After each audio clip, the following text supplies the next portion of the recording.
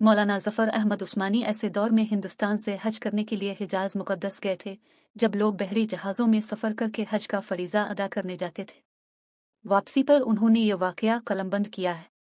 फरमाते हैं कि मैं सारी उम्र किसी महफिल में ऐसा लाजवाब नहीं हुआ, सिवाय एक मौके पर जब हम हज करने के दौरान मदीना तैयबा गए तो इस वक्त मस्जिद नबवी से मुल्हका अपना खैमा लगाया और वहाँ रहाइश रखी और उधर से ही मस्जिद नबवी में आ जाते, चूँकि शदीद गर्मियों का मौसम था।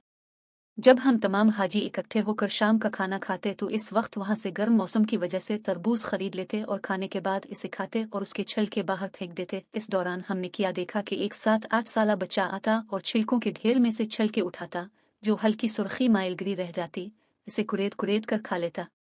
जब यह मामूल 2 रोज तक देखा तो मैंने प्यार से इस बच्चे से पूछ लिया कि बेटे तुम ऐसा क्यों करते हो? तो बच्चे ने कहा, मैं एक यतीम बच्चा हूँ, मेरे वालिद फौत हो चुके हैं। मेरी वालिदा ने अक़्द सानी कर लिया है। घर में गुर्बत और फाके हैं।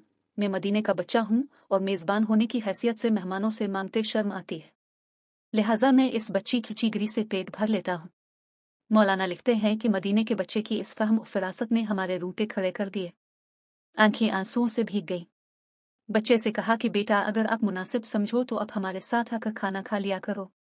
बच्चा इनकारी था, मगर हमारे प्यार भरे भरपूर इसरार पर हाँ कर दी। मदीने का ये बच्चा रोज आ जाता, हमारे साथ खाना खाता। आहिस्ता आहिस्ता शनासाई बढ़ती गई। बच्चे से अनस और मोहब्बत परवान चढ़ा तो मैंने बच्चे को पेशकश कर दी कि बेटा आप मेरे साथ हिंदुस्तान आ जाओ, मैं वहाँ आपको दर्स में रख कर पढ़ाऊंगा, कॉलेज और यूनिवर्सिटी की सतह तक आपकी तालीम का बंदोबस्त करूंगा। तो बच्चे ने कहा कि मैं अपनी वालिदा से बात करके आपको आगाह करूंगा। जब हमारी वापसी का वक्त आ गया तो वो बच्चा अपनी वालिदा से इजाज़त लेकर सामान सफ़र बांध कर आ गया।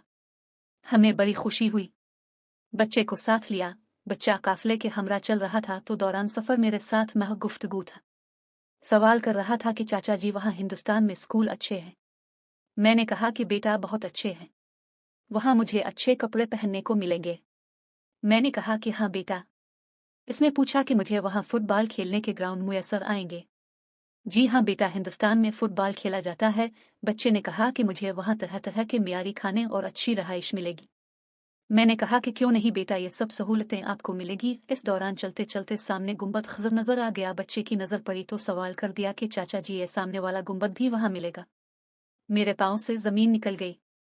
बच्चे के इस सवाल ने मुझे लाजवाब कर दिया और मैंने तड़प कर कहा कि बेटा अगर ये गुंबद वहाँ मिल जाता तो मुझे यहाँ आने की क्या ज़रूरत थी? बच्चे ने मेरा जवाब सुना तो अपना हाथ छुड़ाया और कहा, चाचा जी मुफलिसी, बेबसी और यतीमी कबूल है, मगर सरकार मदीना का दामन छोड़ना किसी सूरत गवारा नहीं। मैं मदीने को नहीं छोड़ सकता। अल्लामा साहब लिखते हैं कि बच्चा हमें रोते हुए दम बखुद छोड़कर भागा और नज़रों से ओझल हो गया। अल्लामा साहब बाकी मानिंदा जिंदगी ये वाकया लोगों को सुना सुना कर रोते रहे।